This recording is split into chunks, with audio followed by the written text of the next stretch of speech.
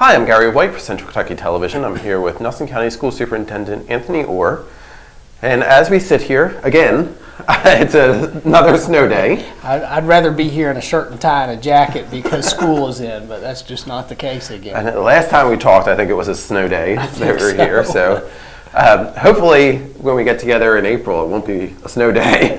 Well, at some point we have to start worrying about floods, to be very honest. There you go. It's not unusual for us to miss school for a flood day. So I'll have to wait and see what happens. But so, as we said, it's a snow day today, snow ice day. It's the second one, because we were off Monday. This is Tuesday, March the 4th. What's it look like right now for school? Well, I don't know about the rest of this week. We're going to wait for that. But how are it looking for the end of school year right now? Right now, the board decision that we have would take us up through June the 6th. That's a Friday of that week. And so a little bit later this week, we'll talk about graduation, but we've also now got a couple of extra makeup days that we have to figure out how to get that time in. And some of the different options that you have out there are Oaks Day? We will talk this week about the possibility of May 2nd being a makeup day. That was designated on the school calendar a little over a year ago as a possible makeup day. So I know everyone, lots of people depend on that opportunity to go to the horse races, but I expect that we'll have a decision this week to go ahead and go to school that day. Now, how about spring break? How's that looking? Spring break is something that we are very reluctant to even talk about taking. That's something that's not designated as make-up time, and we know that families will have made plans and possibly put down non-refundable deposits, and we certainly want to protect those situations. So I don't expect us to look seriously at spring break as make-up time. So hopefully this will be the last snow day, so we'll have to wait and see, of course. But that's right. We will still have another day or so even after taking Oaks Day that we'll have to give consideration to. We have potentially some flexibility with some hours earned with the length of our school day that we'll be able to use, and the legislature is looking at some bills that might also give us some more flexibility. So as the next week, and then for us as a school board, and then the coming weeks as the legislators are still in session, may make some difference in what we have to do. So are you seeing an impact on scores for the kids, or any kind of learning impact with this in and out of school so much? Well, it's, I know, frustrating for families. I was talking with a parent today who said, you know, every time I think we get back on a routine of going to school several days in a row, we have another weather event that keeps us out. So I think families feel that frustration to begin with. Certainly in the classroom, anytime we lose that rhythm and momentum of the instructional cycle, it sets us back. So it definitely has an impact on the learning. We hope that won't show up too much in our test results, but you know, that part is really secondary to what kids are learning. We're scheduled to be doing the ACT today. Obviously weren't able to get the ACT test in for our juniors. We'll make that up possibly later this month, possibly. We're again waiting to see what the state has to say about makeup time. Right, because that is a state thing. That's something that affects everybody. That's right. That's a state requirement, and from what I understand, there are plenty of districts all over the state that are out of school. So right. I'm sure folks at the Department of Education are doing some scrambling to see what we can do about makeup times. Okay, so to keep you up to date on that. Speaking of the ACTs, some results were recently released that have to do with the ACT as well as Plan and Explore. Can you tell us a little about what those three things encompass and how the results came in? Sure. We had some official releases of statewide data on Explore, which is an 8th grade test that helps us determine where students stand in terms of college and career readiness. The Plan test is a test for 10th graders that looks at pretty much the same thing, and then the juniors take the 11th, the juniors take the ACT. It's actually our specific data for Nelson County schools had all been released to us earlier in the year, and we've talked about those a little bit, but we get a chance to see how Nelson County stacks up against the state, and I'm really pleased with the progress that we're making in Nelson County. Starting with those 8th grade Explore tests, our students, the average for Nelson County was a 15.5. That's above the state average and shows a growth over the previous couple of years. So good. Excited about that and the hard work that represents for our students and our teachers.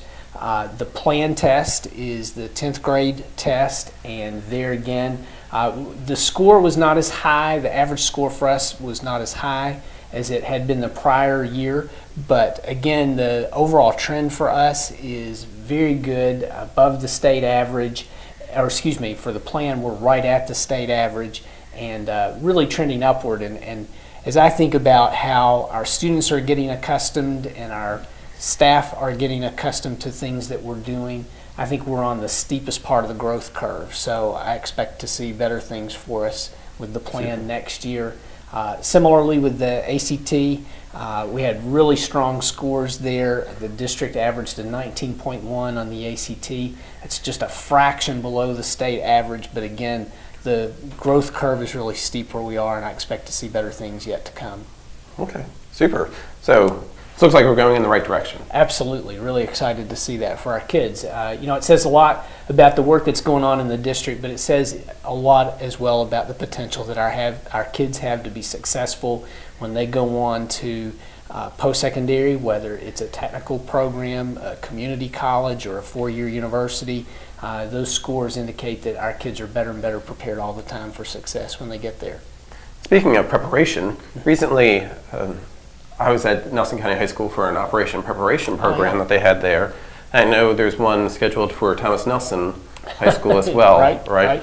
That I believe is coming up in March. Yes, I think so. I don't have the exact date in front of me, but so that's an opportunity for the students to kind of learn a little bit more about the career that they hope to potentially enter, correct? Absolutely, absolutely. One of the things that we want to do is make the work that we do in the classroom relevant to students' lives, and sometimes that's a little tricky, to be honest with you. When you're talking about algebra or geometry, I understand, but what we do with Operation Preparation is put kids in touch with folks who are in a particular field of interest to the students and give them an opportunity to talk about what you have to do in order to be successful, to be able to move into that career. So at Nelson County High School, I guess it was last week, the time kind of runs together when we're out for snow, but I think last week at Nelson County High School, I was there with you and spent a couple hours talking to students about what they have to do to be an educator and what the best kind of preparation, what the best areas in education are. And so we had folks from all over the community, really great community support, not just from you, but from a lot of others around the community, and that just makes so many things possible for our students. It was very interesting with the students coming through, and they had some good questions. They were well prepared, so good. Their instructors did a good job getting them set up for this.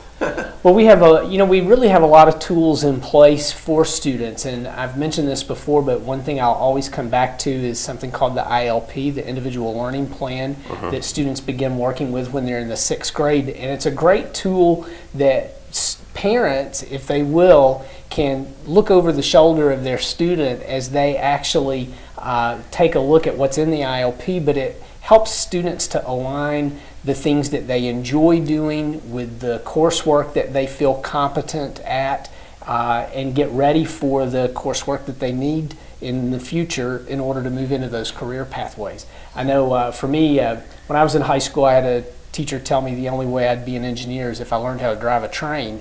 She wasn't really giving me very detailed or accurate information on how to prepare, but more encouraging. Well, yeah, I think I turned out okay, but I've probably exceeded her expectations. Yeah. But the fact is, the ILP is a good tool for kids to find out what they need to be prepared, and our teachers are doing a great job with things like Operation Preparation to kind of help fill in those gaps, whereas some of us kind of had to feel our way around as time went by. Move on from the train. That's right.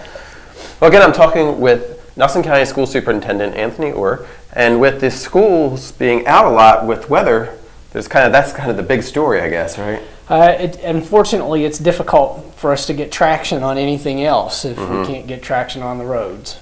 So, If you have some questions that you'd like me to pass on to the superintendent next month, you can email them to info@channel6tv.com. We'd be happy to pass them along, and we'll have another update on what's going on with the schools. And as I said, hopefully when we meet again next month, it won't be on a weather day of any kind, so you'll have school in session, right? Right. Again, this has been Gary White for Central Kentucky Television.